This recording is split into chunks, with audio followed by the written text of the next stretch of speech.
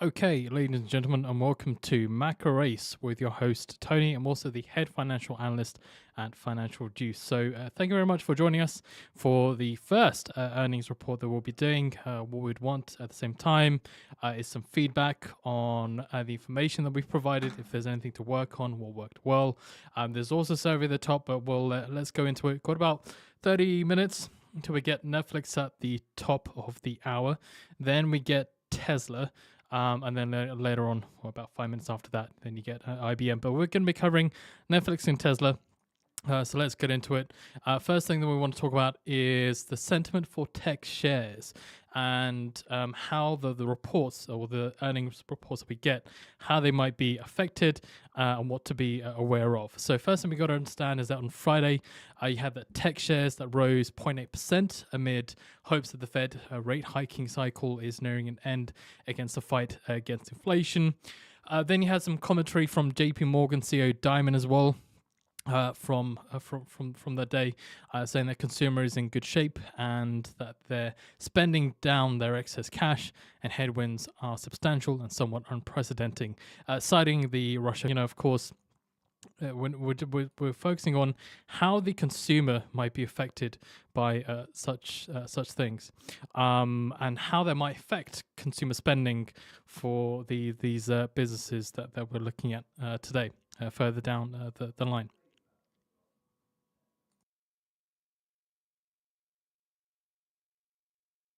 Okay, so carrying on then. So you had to post the retail sales data again. We're looking at what are the other macro effects that could have an impact on the earnings report, earning reports that we see, or the future expectations for the businesses as well.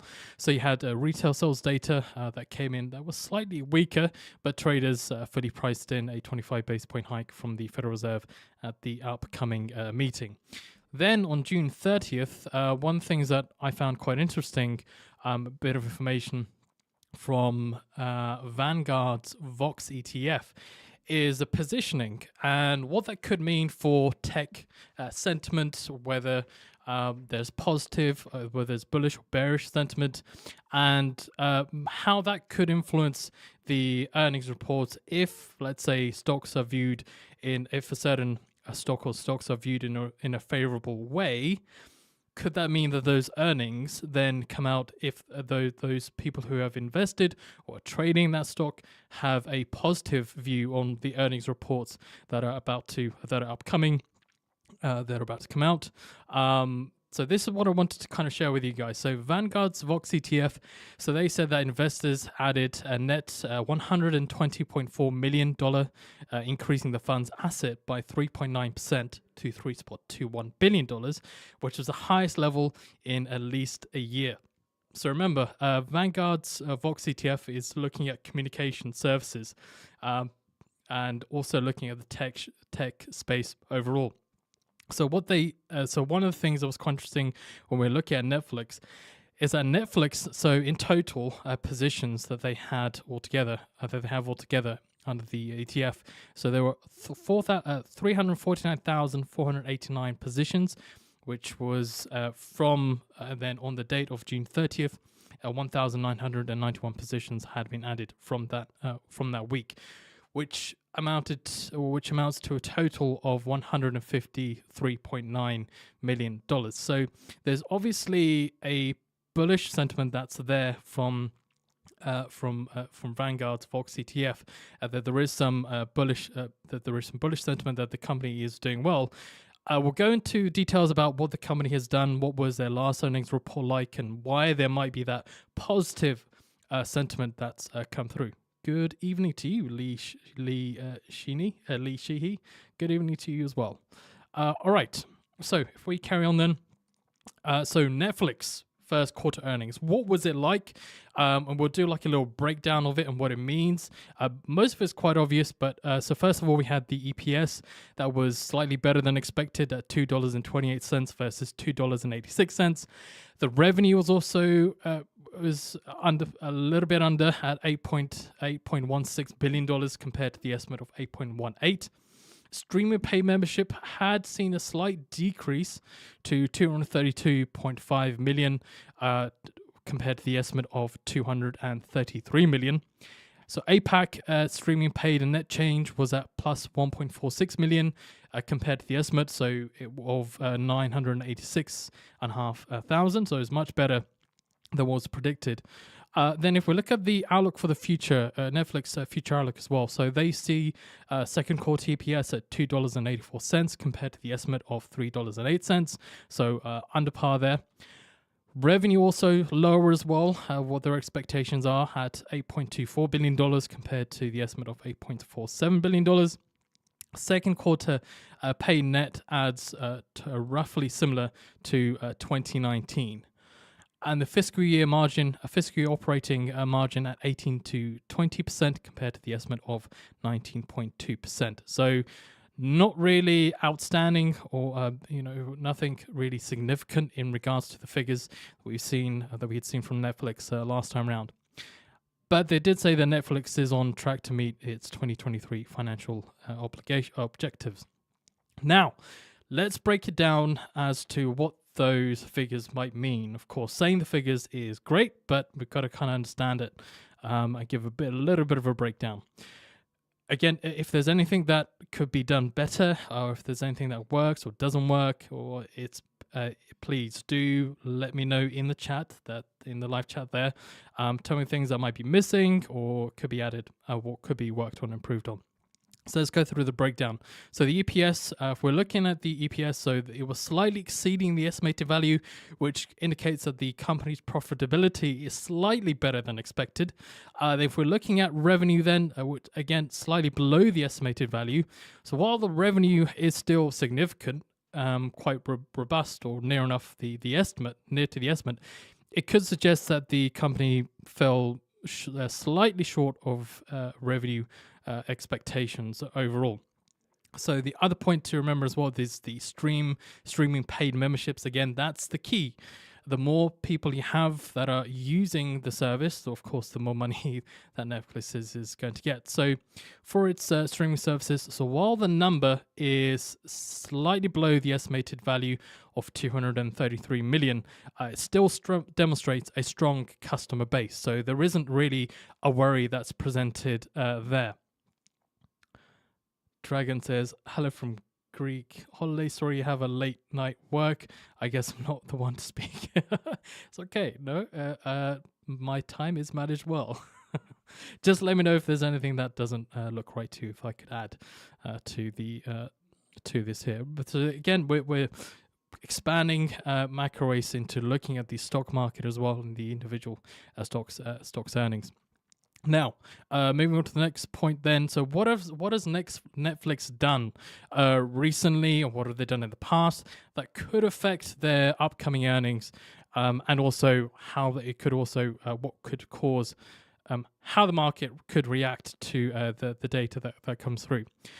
So the password crackdown, one of their big things that they recently put out, and an ad-supported sub helped the stock surge over the last year. And analysts expect Netflix added 1.8 million subscribers to a total of 234.5 million subs.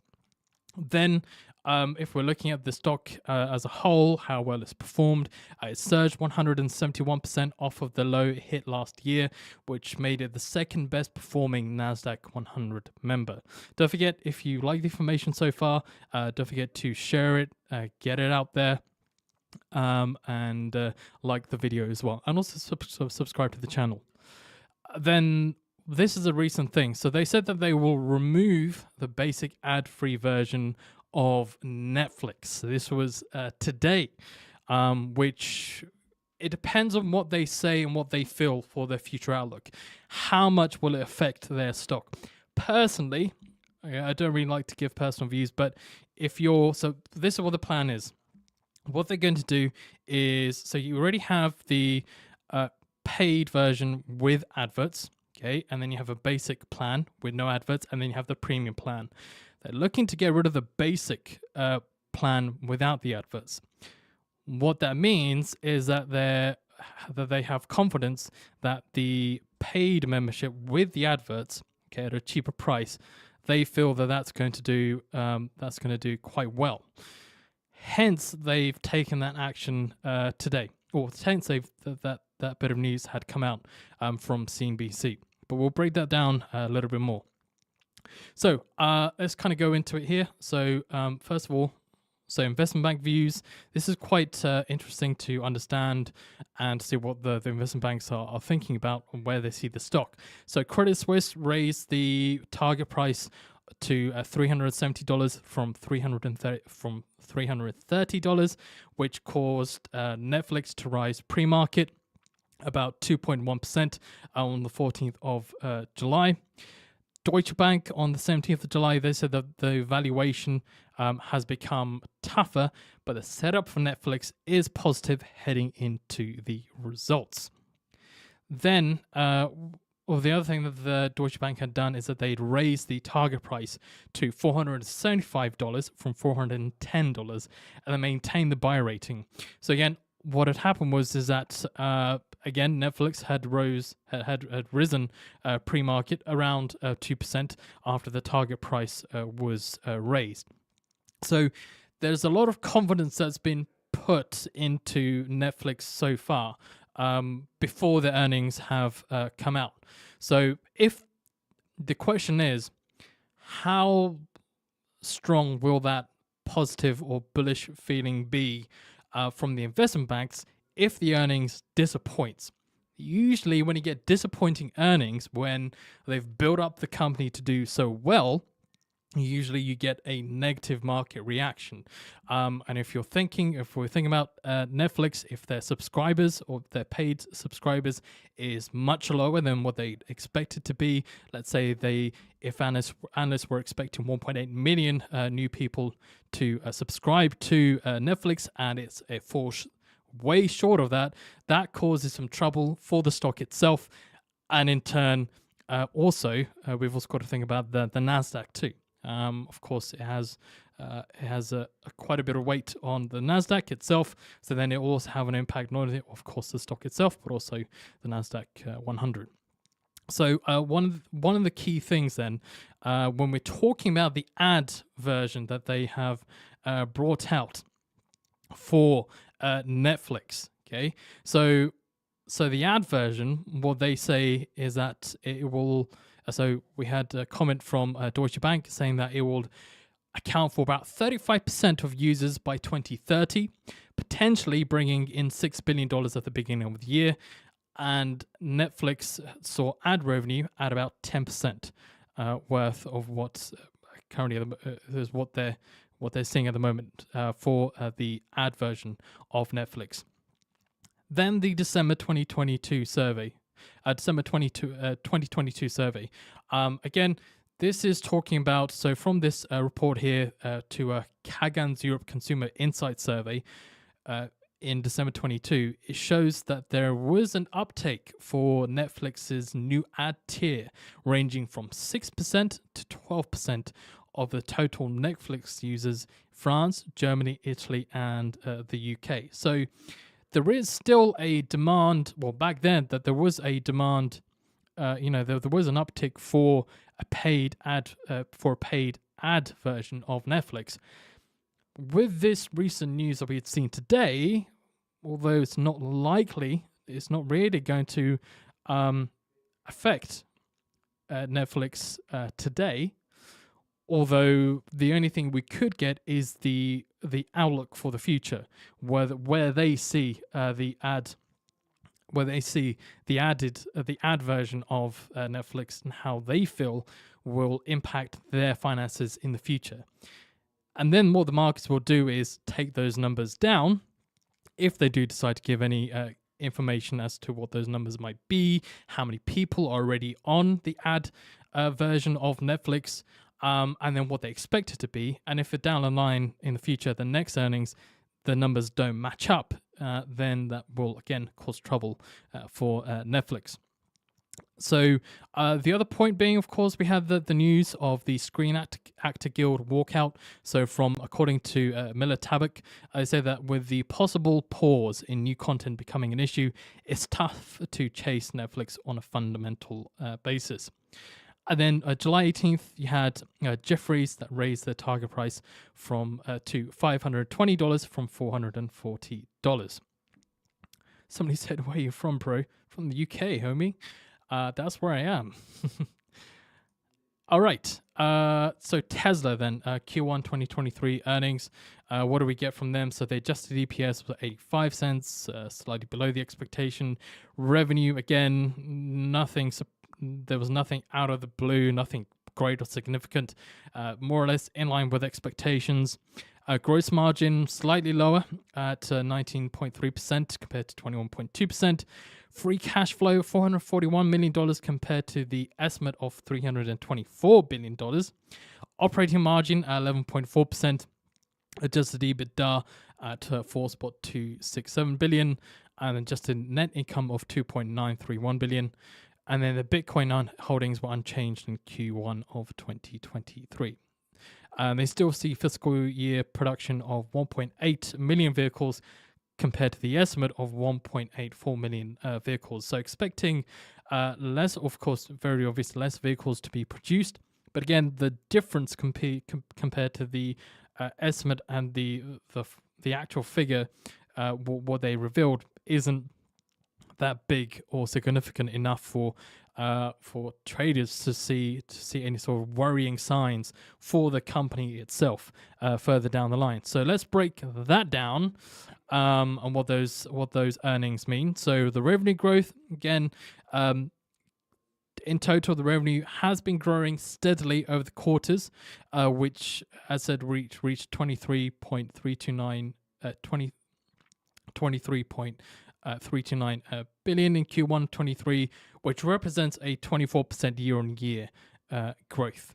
And then automotive revenue, so the primary source of its income, obviously, has fluctuated but generally increased over the quarters. So in Q1 2023, the automotive revenue was 19.963 billion, showing an 18% year-on-year growth.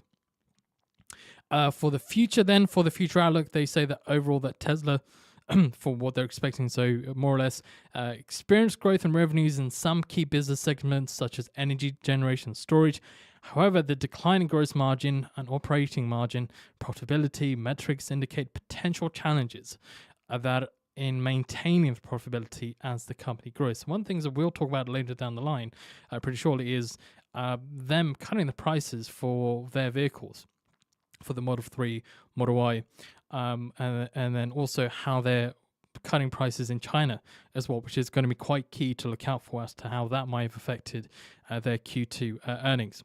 But as said, so the negative free cash flow suggests ongoing investments in capital expenditures to support future growth initiatives.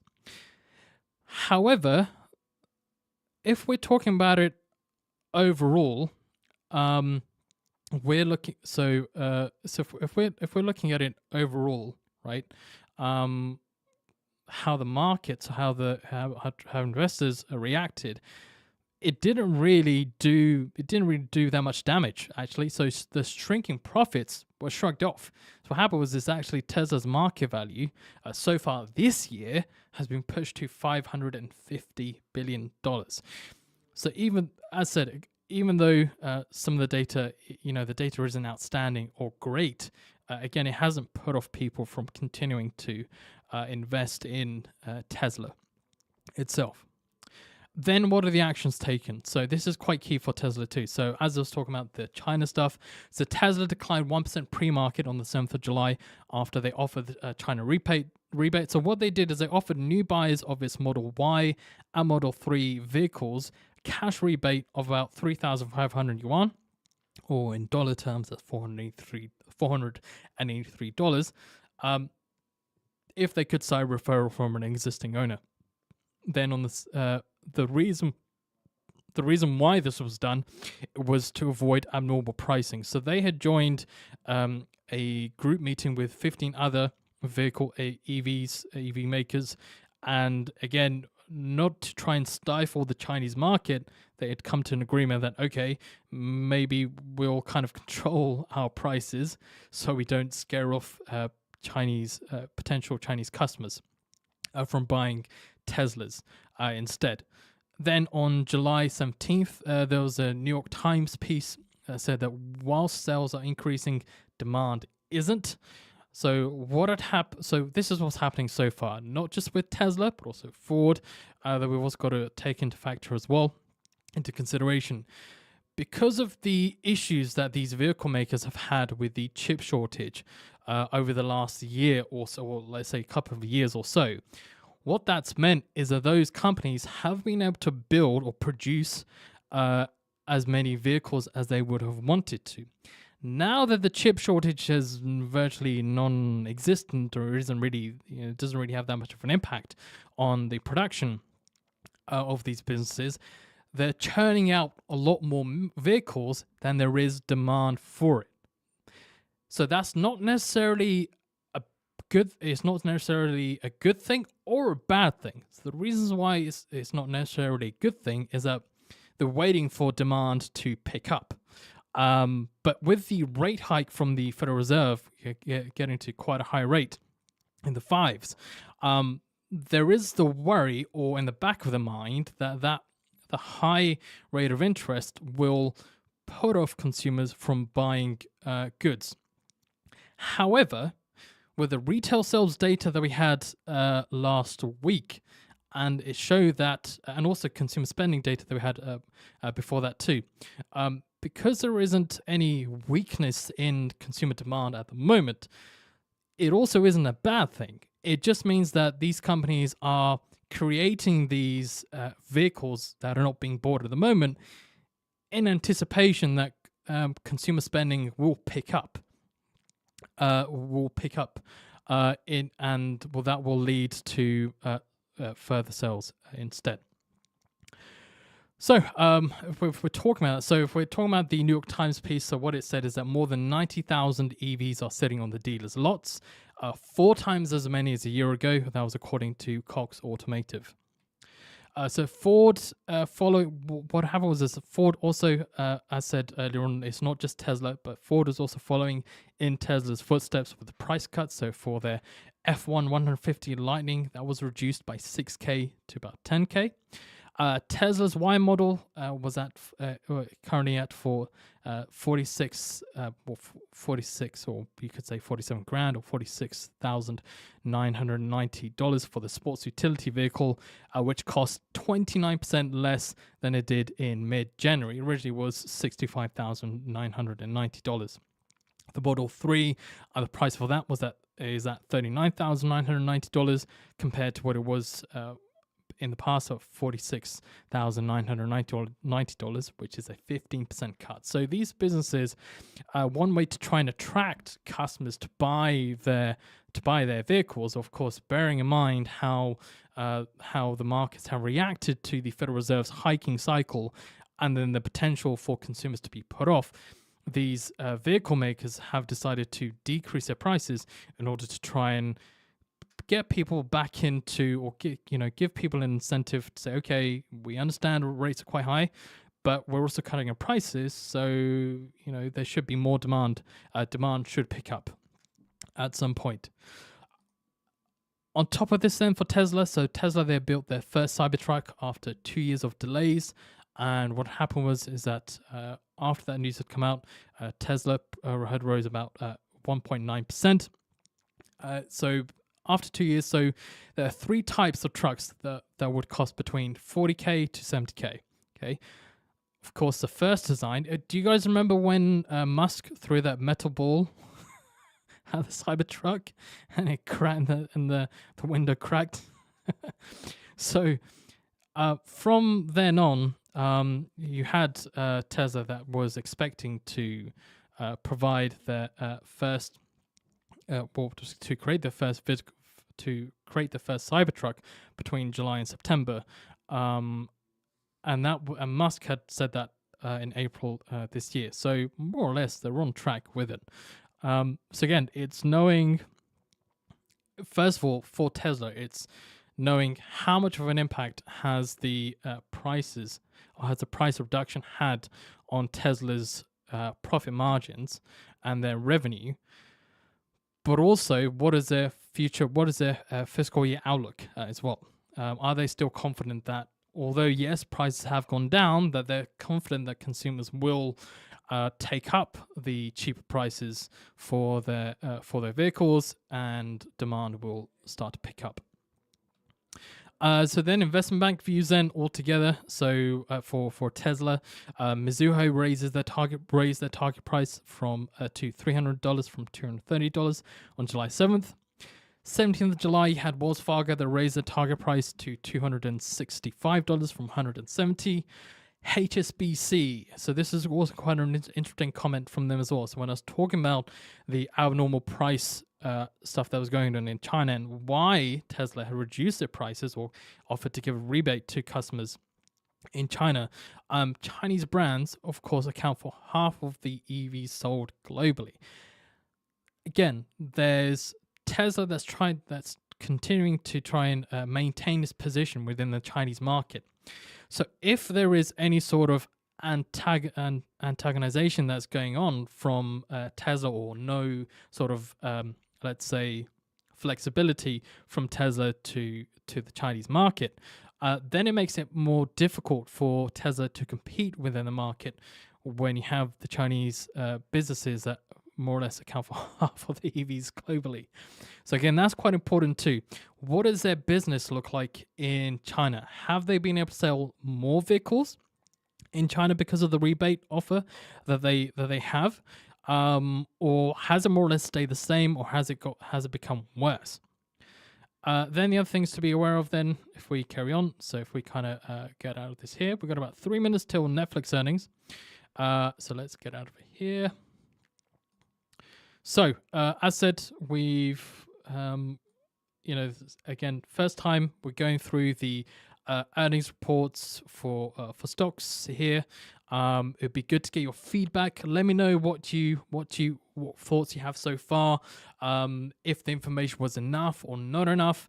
So the idea of these videos is to provide you an understanding of how the companies have done in their previous reports. What are the actions, or what have they done so far leading up to the expected earnings? And then for you guys to be able to utilize information that we've put together to then make an informed decision. So it's not going to be me saying buy now. That's not right. But again, it's just more, providing, just like if you watch my other MACROACE videos that I've done when we've covered economic releases like the US CPI data, non-farm payrolls, okay? It's more about providing the information that will provide useful to you guys in the future. If it isn't useful, then let me know. Let me know in the comments now. Give me a thumbs up in the comments if you found the information that I provided you so far. If it's been useful, useless, it's I don't know sort of thing. If not, then again, we appreciate you guys to be able to give us the feedback that we need to make the service even better for you guys. All right, we don't have too long left till we're expecting we're expecting Netflix earnings are expected to come out first. So we've got the Nasdaq and the S&P 500 up and running. Of course, the focus is going to be on the Nasdaq. See how that goes. We got Drago says, I'm short Netflix. Say a prayer for me. Okay, let's do a prayer. Dear God, let the Netflix short work out well. I could do it in a proper preachy way, but I'm not sure if that would be appropriate for you guys. Okay, Netflix earnings coming out. So they see third quarter revenue $8.52 billion versus the estimate of $8.62 billion. If we see the revenue, so the revenue, $8.19 billion, a miss on the estimate of $8.3 billion. If we're looking at the streaming paid memberships, $238.4 million, a beat on the estimate of $234.5 million. So again, 238 $5.4 million is the current figure. The net change, so wow, quite a bit added. Streaming pay net change of plus 5.89 million compared to the estimate of plus 2.07 million there. Also see there, what do we see here? So the Netflix second quarter EPS of $3.29, a beat on the estimate of $2.85. So again, revenue was slightly weaker. The EPS was better than expected. The second quarter streaming pay net change was also significantly higher as well. But Netflix sinking 3% after third quarter sales forecast lags estimates. So again, so they see third quarter paid net ads similar to the second quarter. So they see third quarter EPS at $3.52 compared to the estimate of $3, a beat on the estimate of $3.23. What else we got here? Fiscal year FCF at least $5 billion. They saw 3.5 compared to the estimate. So a beat on the estimate of $3.86 billion. Look, fiscal revenue is also a miss. So third quarter revenue at $8.5 billion compared to the estimate of $6.7 billion. They still see fiscal year operating margin at 18% to 20%. So estimate was 19%. So although the current data for Q2 was better or slightly better, the third quarter outlook wasn't. So there we go. So the NQ, there we go, taking a hit there. Or the back of that there. Let's see. All right, let's see what it did. So that was not good. So again, is the so 117 ticks down on the NQ for that there. Let's see what the S&P did. See if it had that much of how much of a reaction it had there. So let's go for a clock. Okay. Okay, so it's about 17 ticks down. So the NQ not reacting, or initially didn't see a positive reaction. More of a whipsaw, let's say. But yeah, didn't see a positive reaction. Third quarter, as said, Netflix sunk 3% or around 3% now after third quarter sales forecast lagged estimates. So if we're looking at some other stuff there.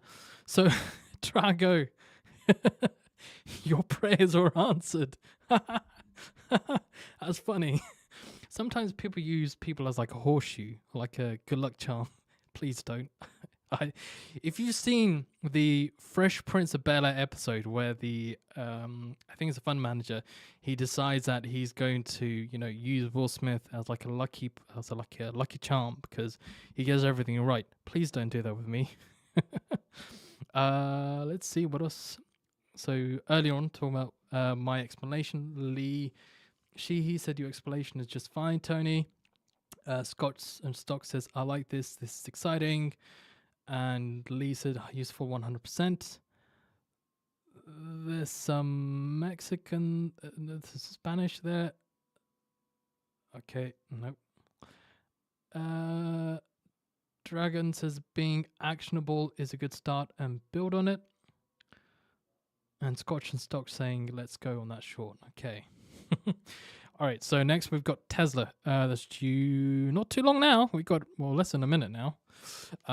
So bad data or expected third quarter data from Netflix.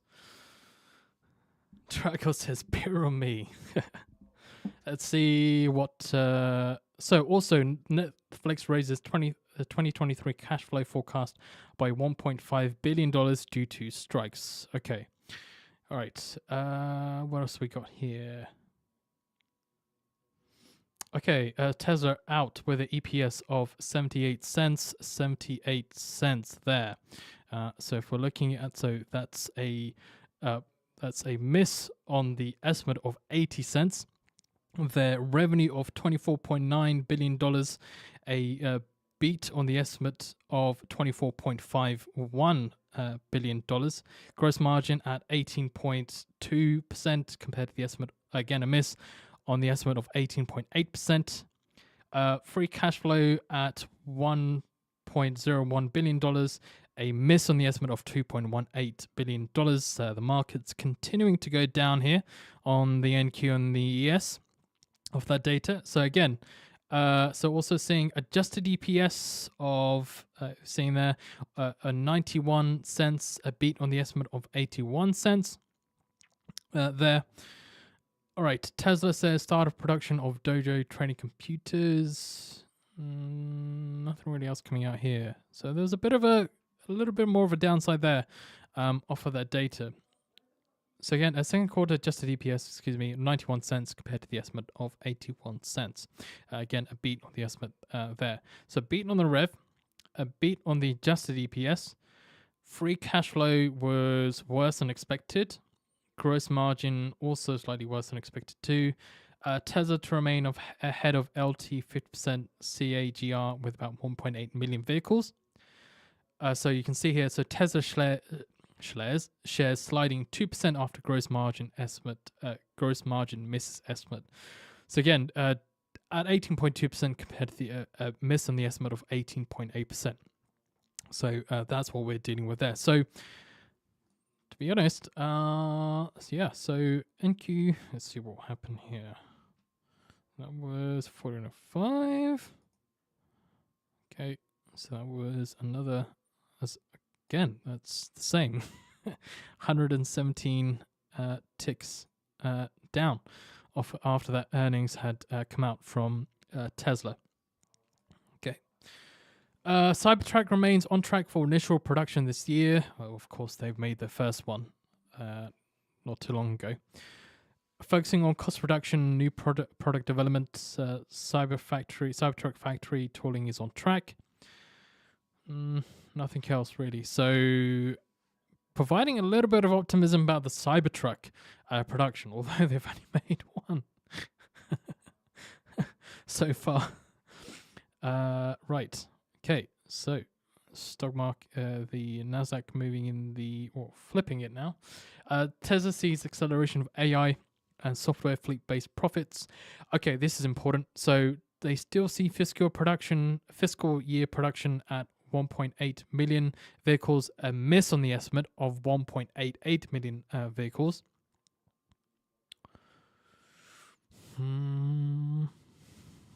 Okay. Let's see, what else do we get from them? Also did get IBM that just came out as well. So IBM with their second quarter revenue a miss at $15.48 billion estimate compared to the estimate of $15.54 billion. Second quarter, second quarter operating EPS of $2.18, which was a beat on $2. Software revenue of $6.61 billion, a beat on the estimate of $6.35. Let's see, what time is it? Yeah, that's just, that came out, came out here. Okay, so I'm not really reacting off the IBM stuff, really. So here the initial, so you had the mixed reaction initially from Netflix, and then third quarter estimates weren't that great as the markets were expecting.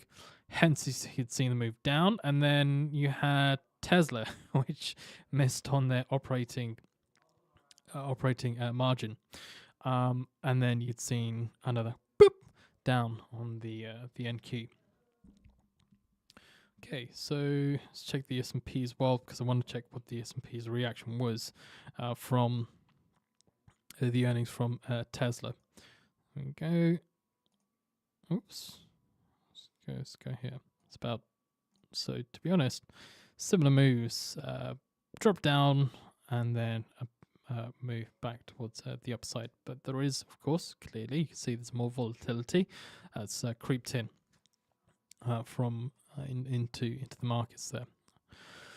All right, that basically concludes. Drago says it's kind of entertaining to watch your portfolio blow up getting crashed live. I'm sorry. I'm sorry, Drago. It is what it is. Oh, yeah. Okay. All right. So that concludes the live stream then from MACROACE.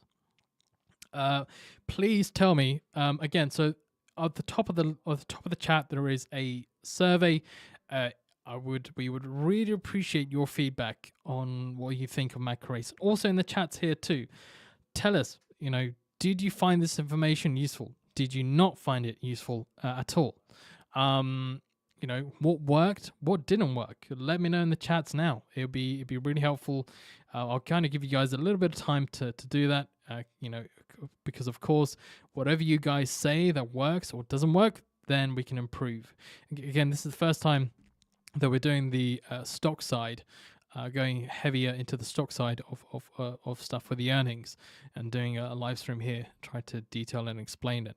Hopefully I did explain it well. If I didn't, let me know.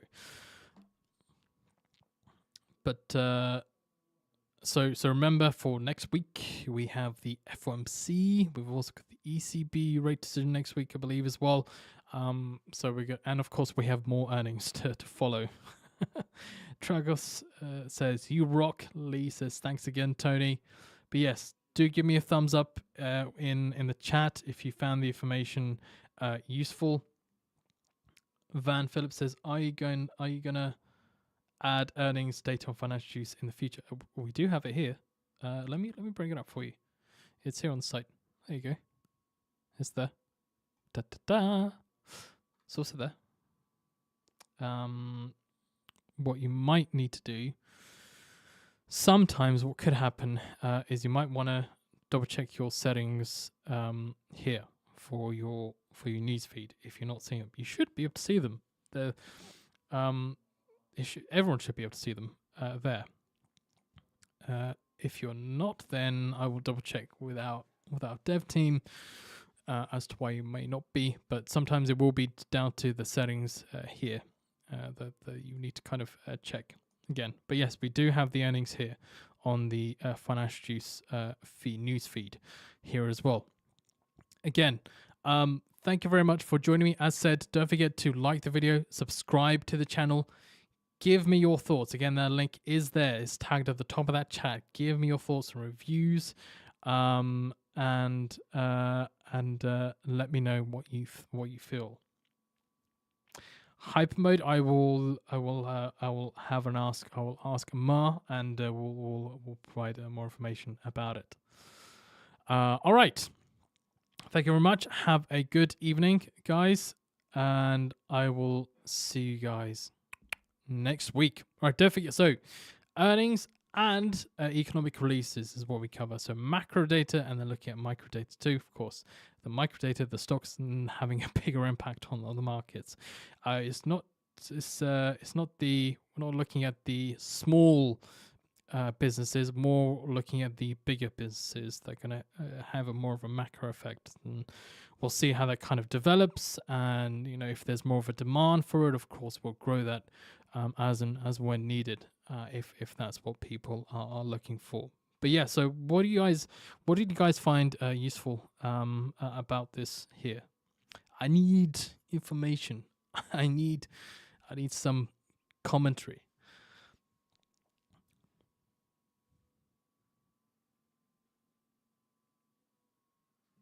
Okay, Jan Olivier says, "Hi, good job, but I would love to see the Tesla and Netflix charts on the screen." Okay, all right, I'll take that into all right.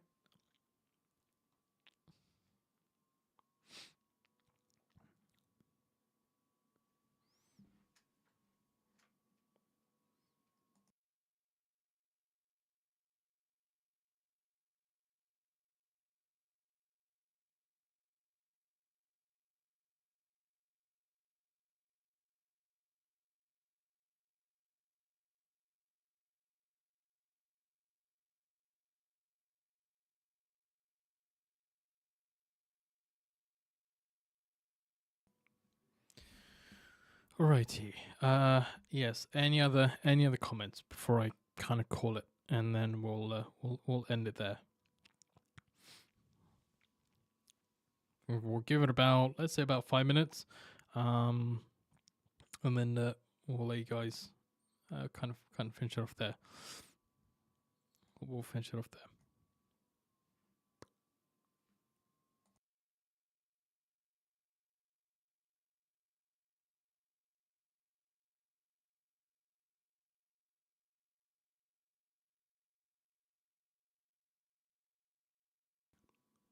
DL says, will signing up at the site send us reminders of these live streams, or is it something else?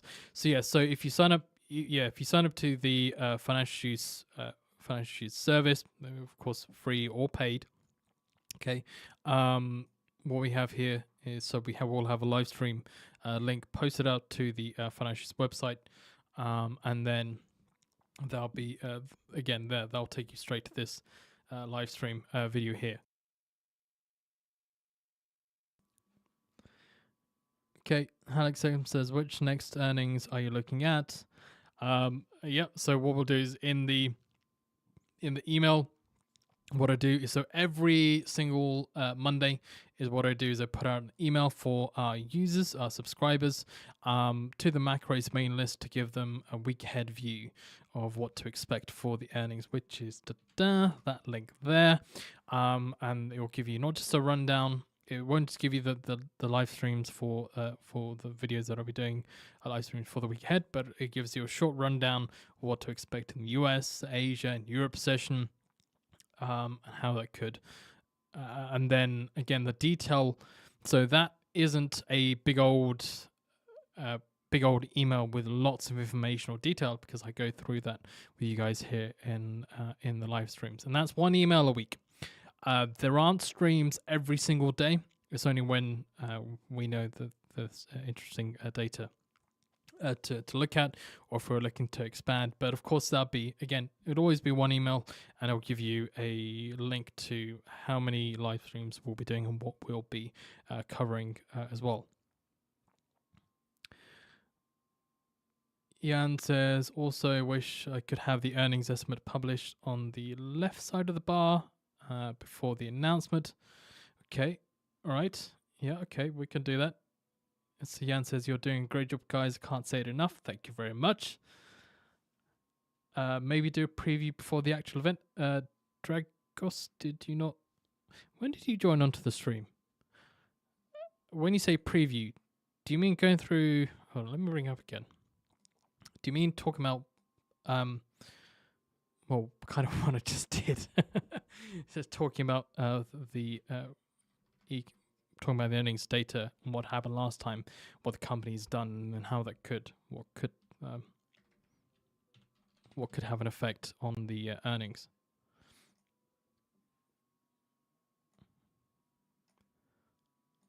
So I did.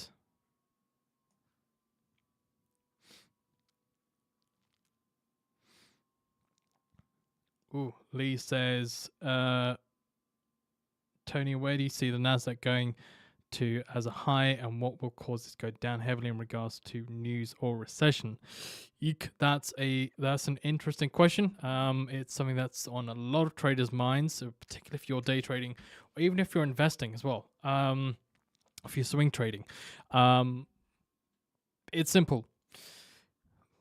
If the Federal Reserve needs to continue hiking rates because they feel they need to bring down inflation further, if they don't feel it's doing enough, or the job market heats up more than they'd expected it to heat up, and of course that has a knock-on effect on consumer spending, which then has a knock-on effect on inflation continuing to go higher, then of course what happens is that the markets, and what we've seen in the past is the markets will try and price in or speculate how far the Federal Reserve will go with their rate hiking path or their tightening phase. And you see downside moves from when you get data, let's say like US CPI, let's say it's higher than expected. The stock market doesn't like that, because they feel they know, or they start speculating the Fed will need to do more work to bring inflation down, and that causes stock market valuations to take a hit, and the markets try and price in the next rate hike decision.